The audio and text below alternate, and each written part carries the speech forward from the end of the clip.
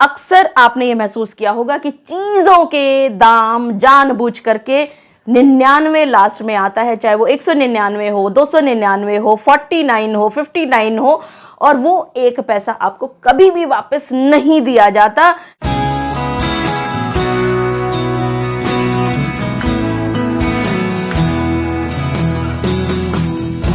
आप सभी ने अक्सर महसूस किया होगा कि जब आप मार्केट में जाते हैं और बाजार से सामान खरीदने लगते हैं तो ज़्यादातर चीज़ों का रेट 499, 599, 199 इत्यादि हुआ करता है। लेकिन जब आप ये सोचते हैं कि आपने 200 रुपया दिया और रेट सिर्फ 199 रुपीज़ का था, तो 1 रुपया वापस मांगने में अक्सर आप सकचा जाते हैं, झिझक जाते हैं कि सामने वाला क्या कहेगा। लेकिन आप सभी को ये बात अच्छी तरह से मालूम होनी चाहिए कि ये आप सभी कंज्यूमर्स का राइट है। It is a matter of right for all the consumers. और आप उस हक को क्यों छोड़ें? आपको अपना कंज्यूमर्स का राइट किसी भी हालत में नहीं छोड़ना होगा। ठीक इसी तरह का एक केस पहुंचता है Bengaluru consumer district redressal commission के पास। आइए देखते हैं कि आखिरकार ये केस क्या था और इस केस में क्या हुआ, अपोजिट पार्टी ने क्या कहा और कंज्यूमर फोरम की क्या फाइंडिंग्स रही।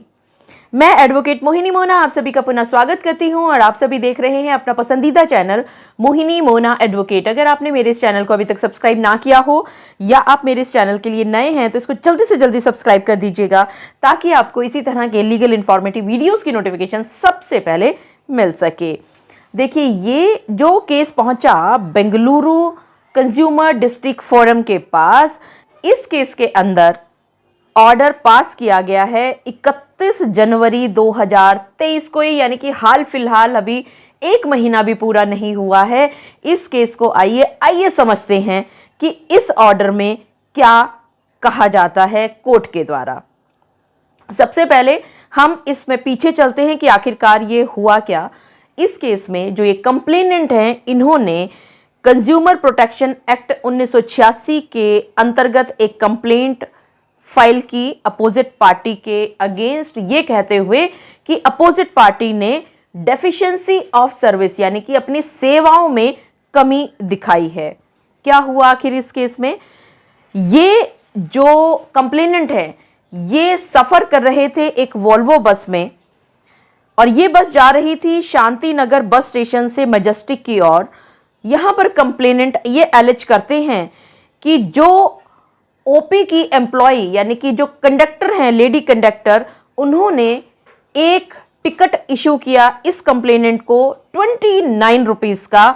जब इन्होंने 30 रुपया उस लेडी कंडक्टर को दिया और कहा कि 1 पैसा वापस चाहिए, तो यहाँ पर इस कंडक्टर ने इस पैसे को देने से मना तो किया ही किया, साथ ही साथ इन्होंने इनके साथ बहुत र्यूडली बिहेव भी करना शुरू कर दिया।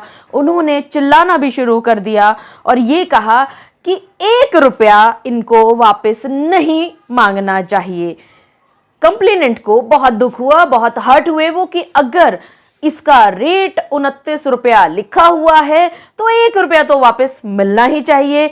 इन्होंने इस बात को इसकी हायर ऑफिसर्स तक पहुंचाए जो अपोजिट पार्टी थी उनके, लेकिन वहां पर भी कोई खास रिजल्ट नहीं आया और इनको 1 रुपया वापस नहीं मिला। और इस 1 रुपया वापस ना मिलने की वजह से ये बहुत ही परेशान हुए और फोर्स हुए इस कंप्लेंट को फाइल करने के लिए, जिसमें इन्होंने बहुत सारे रिलीफ्स को मांगा और साथ ही साथ 1 रुपया रिफंड मांग लिया अपोजिट पार्टी से। इस केस में जब ये कंप्लेंट पहुंचती है कंज्यूमर कोर्ट के पास, तो कंज्यूमर कोर्ट अपोजिट पार्टी के पास सम्मन्स को भेजते हैं।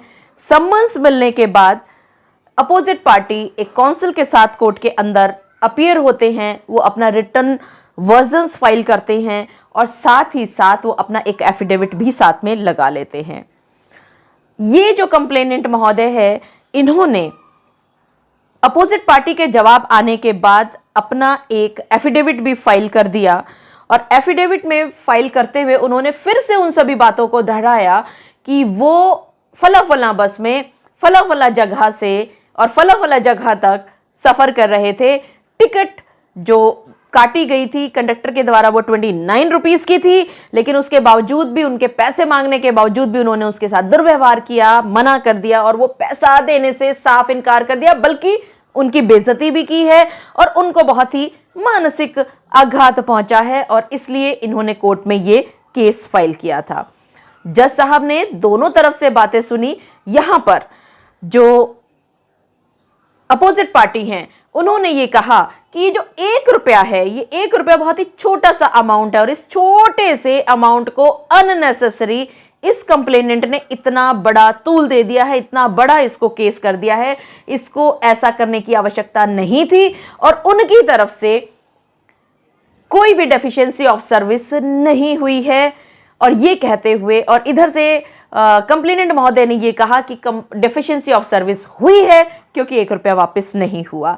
खैर, आखिरकार जज साहब ने दोनों तरफ की बहस सुनी और बहस सुनने के बाद ऑर्डर्स में लगा दिया। जज साहब ने यहां पर 2 पॉइंट्स पर बात रखी कि ये जो कंप्लेनेंट ने प्रूव कर दिया है कि उन्होंने 30 रुपया दिया था और 1 रुपया उनका वापस नहीं आया है, तो डेफिशिएंसी ऑफ सर्विस तो है ही, जैसा कि वो बता रहे हैं अपनी कंप्लेंट में।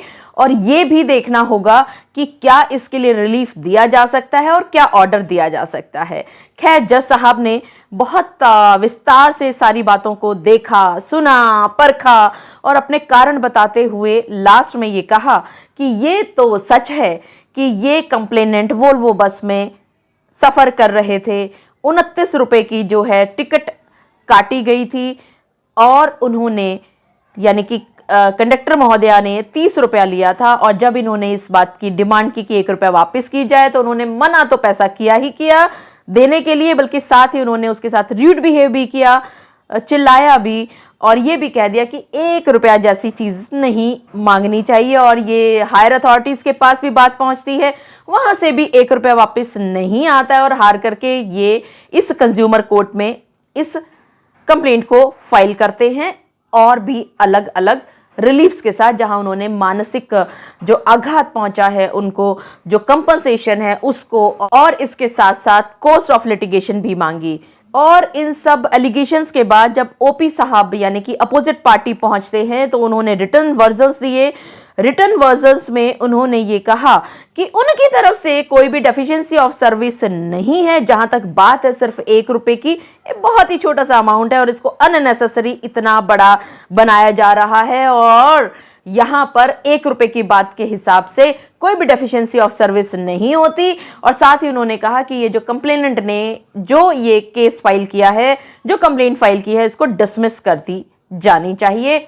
जज साहब ने इन सब चीजों को देखा, समझा और उसके बाद ये कहा कि ये बात तो सच है कि 1 रुपया बहुत छोटा अमाउंट है, लेकिन ये जो 1 रुपया है ये राइट है, अधिकार है किसी भी कंज्यूमर का और बहुत बड़ी शक्ति, बहुत बड़ी हिम्मत की बात होती है अगर कोई 1 रुपए के लिए कोर्ट में पहुंचे।